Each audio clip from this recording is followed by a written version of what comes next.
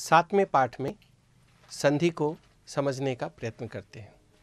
यहाँ संधि के क्रम में हम यान्त वान्तादेश संधि ही इसे समझने का प्रयास करेंगे। यह ऐसा नाम इसका क्यों है, इसे देखते हैं। पहले भी हम देख चुके हैं, संधि के कारण, दो वर्णों के मिलने के कारण एक नया वर्ण परिवर्तन के रूप में आता है। यहाँ जो नया अक्षर परिवर्तन के रूप में आता है वह इस प्रकार का है: अय, आय, अव, आव। यहाँ जो परिवर्तन होगा वह यह होगा, या तो ये होगा, या तो यह होगा, या तो यह होगा, या यह होगा। यहाँ अय के अंत में देखिए यह है, यह अंत में है। यहाँ भी आय में भी यह अंत में है। यह अंत में होने के कारण इसका एक नामकरण करते हैं यान्त। उसी प्रकार वह यहाँ अंत में है और यहाँ भी वह अंत में है, इसलिए ये भी वान्त, ये दोनों वान्त हैं। यान्त और वान्त होने के कारण इसे यान्त वान्त ऐसा नाम दिया गया है। यान्त वान्त आदेश संधि, यहाँ दीर्घ संधि हुआ है, यान्त वान्तादेश संधि ही। यह जो परिवर्तन होता है इसे हम आदेश भी कहते हैं संस्कृत में।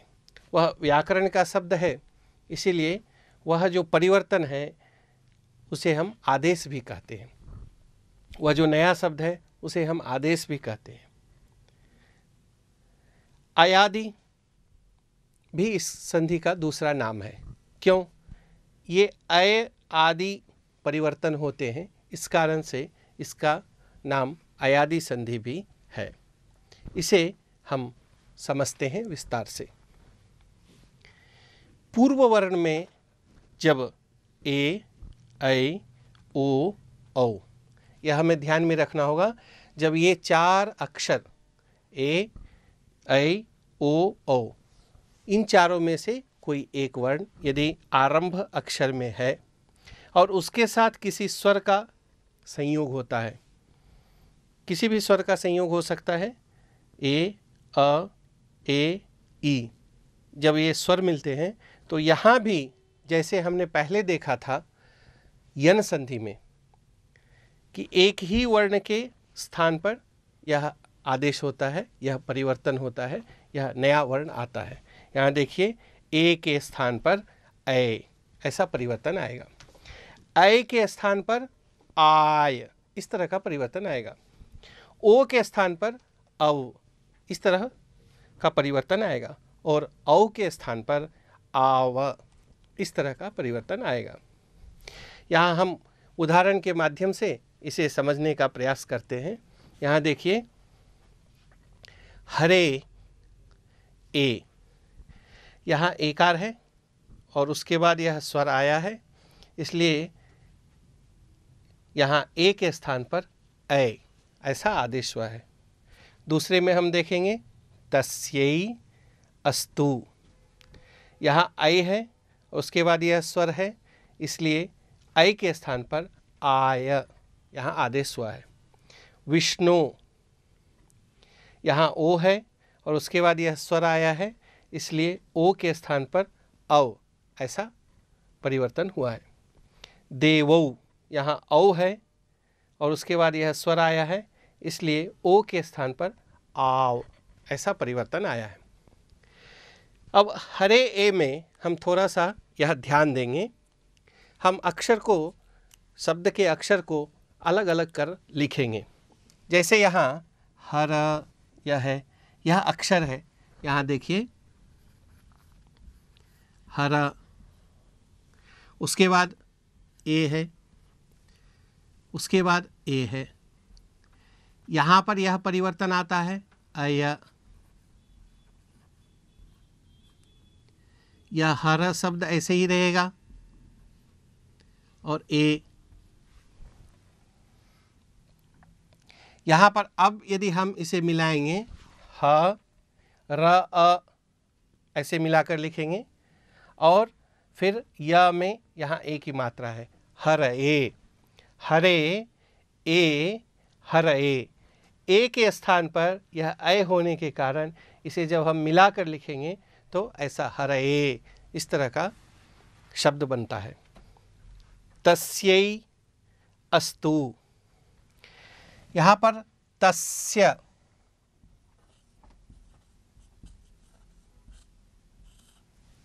यह है, उसके बाद ए है, उसके बाद अ है, तस्य ए के स्थान पर आय और उसके बाद फिर अ है। अब यहां पर हम देखते हैं तस्य और आय, इस तरह का तस्य यहाँ है और आय जुड़ने पर य के साथ अ जुड़ेगा, तस्याय, और इस यकार के साथ फिर ये यकार मिलने पर तस्यायस्तु, तस्यै अस्तु, तस्यायस्तु, उसके लिए हो, उस महिला के लिए हो, उस लड़की के लिए हो, ऐसा इसका अर्थ है, तात्पर्य है। विष्णु ए, यहां पर भी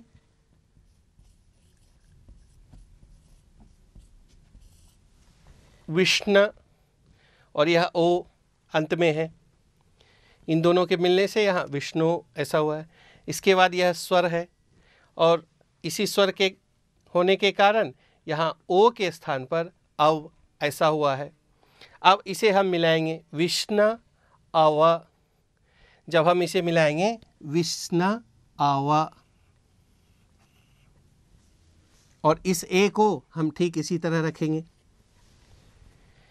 तो विष्णु अव विष्णव ऐसा हो जाएगा, और ये मात्रा फिर यहाँ इसमें होगी तो विष्णवे, इस तरह का रूप होगा, विष्णु ए विष्णवे, इस तरह से यह शब्द होगा। देवौ, यहाँ भी देव औ, देव औ, उसके बाद यहाँ स्वर है इसलिए यहाँ औ के स्थान पर आव ऐसा होगा। अब यहाँ हम देखते हैं देव आव इति, व आ को हम मिलाएंगे वा, व ई को हम मिलाएंगे वी, मिलाने से देवाविति, देवौ इति, देवाविति। यह क्रमशः अय आय अव आव आदेश होने से इस तरह के शब्द बनते हैं, इसलिए यह संधि यान्त अवान्तादेश संधि कहलाती है, अथवा इसे हम अयाजी संधि भी कहते हैं। इस संधि से संबंधित हमारे पुस्तकों में दिए गए वाक्यों में कुछ शब्द हैं, उन शब्दों को ध्यान से पढ़ते हैं और हम इस संधि को और अधिक विस्तार से समझने का प्रयत्न करते हैं। पहला उदाहरण है बालकस्य क्षीर इच्छा एव नास्ति। क्षीर इच्छा शब्द में यहाँ संधि है, क्षीरे इच्छा, क्षीर इच्छा, यह यहाँ संधि विच्छेद होगा। क्षीरे इत्युक्ते दुग्धे इच्छा, दूध में इच्छा, यह इसका अर्थ होगा। भोः राम तस्मै एतत् देहि, तस्मै एतत् देहि, उसे यह दीजिए। तस्मै ऐकार है, उसके बाद ए आई है, इसलिए यहाँ ऐकार के स्थान पर आय ऐसे होगा, इसीलिए तस्मै एतत् यहाँ पर शब्द है। गुरुः शिष्यम् आदिशत् भानविह आगच्छ इति। गुरुः शिष्य को आदेश देता है, भानो इह आगच्छ, हे भानु यहाँ आओ। भानो यह संबोधन का रूप है, भानो, इह उसके बाद यह स्वर है, ओ के बाद यह स्वर है, इसलिए यहाँ अव आदेश हुआ है। भानवीह आगच्छ। लवकुशौ सूर्यचंद्राविव शोभते। यहाँ पर सूर्यचंद्रौ इव, सूर्यचंद्रौ में औकार है, इसलिए यहाँ औकार की जगह पर आव होकर सूर्यचंद्राविव। लवकुश सूर्य और चंद्रमा के समान शोभित हो रहे हैं। और भी इसमें उदाहरण हैं, मैं उन्हें एक बार पढ़ता हूँ। हमारे पुस्तक में उसके अक्षर भी आवरण में दिए हुए हैं अलग अलग कर, और फिर उसके जगह पर क्या परिवर्तन है, क्या आदेश है, वह भी दिया हुआ है। वहाँ हम इसे समझने का प्रयत्न करते हैं।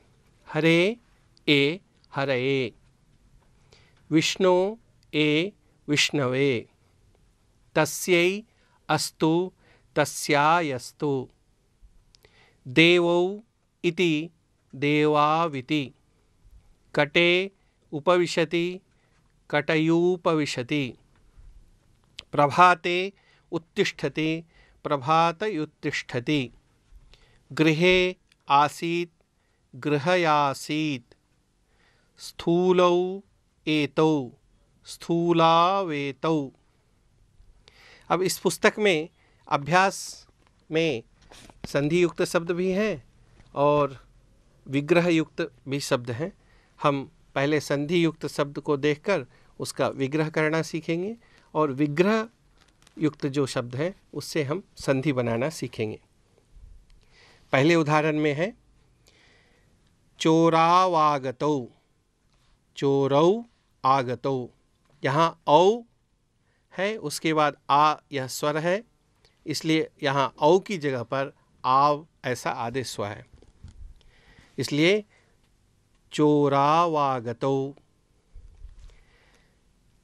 तौ एकदा, यहाँ पर शब्द है ताव एकदा।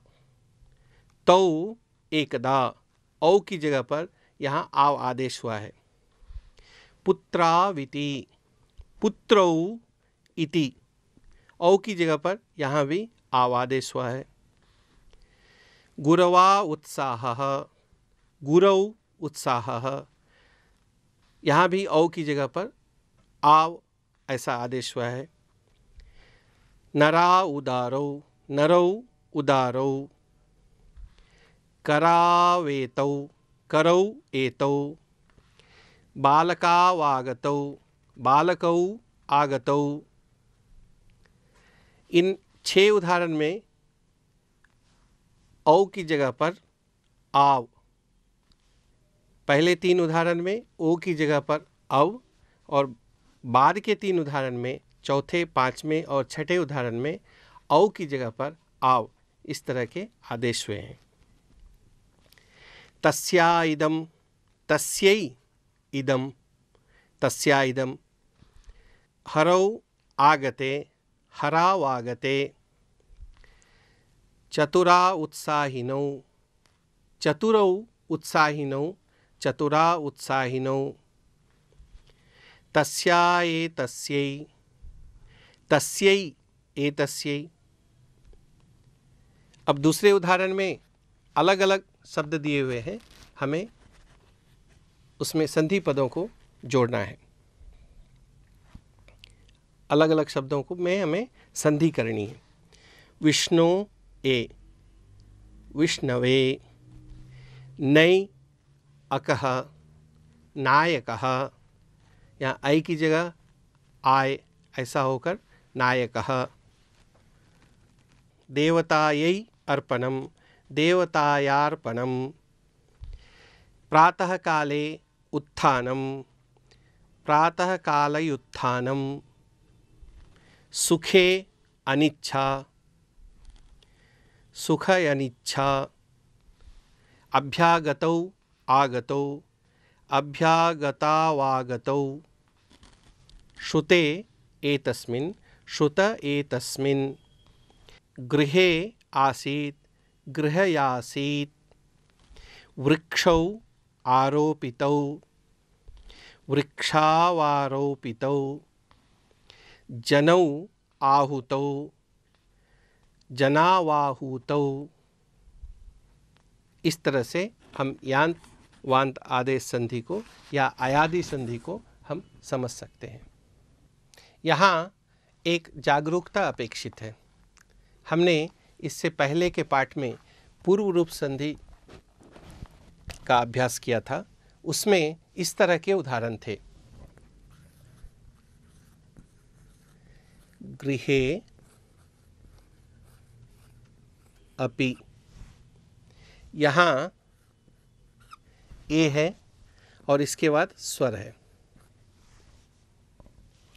इस तरह से देखने पर, स्थूल रूप से देखने पर यह प्रतीत होता है कि यहाँ अयादि संधि होनी चाहिए, लेकिन हमें यह ध्यान रखना है यह पद के अंत में हो ऐसा अनिवार्य नहीं है। लेकिन यहाँ क्या है, ये पद के अंत में हो और यह ह्रस्व केवल है, ह्रस्व अक्षर है और यह एकार अथवा ओकार यदि पद के अंत में है तो पूर्व रूप संधि होगी।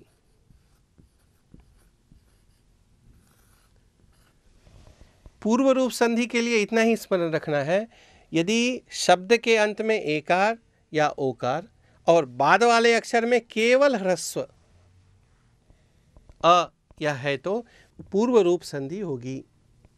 लेकिन यदि ऐसा नहीं है, ए, ऐ, ओ, औ इस तरह के हैं और अन्य कोई भी स्वर है तो फिर अयादि संधि होती है। यह जागरूकता यहाँ अपेक्षित है।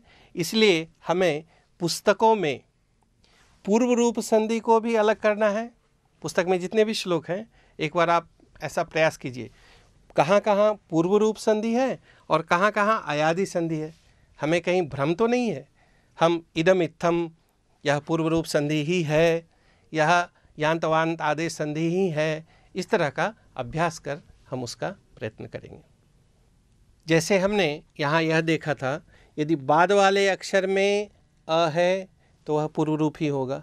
उसी प्रकार यहाँ पूर्व रूप संधि में एकार और ओकार, पद के अंत में एकार और ओकार, यह दो वर्ण ही होते हैं। यदि बाकी के वर्ण होंगे तो फिर यह यान्त वान्त आदेश संधि का ही उदाहरण होगा।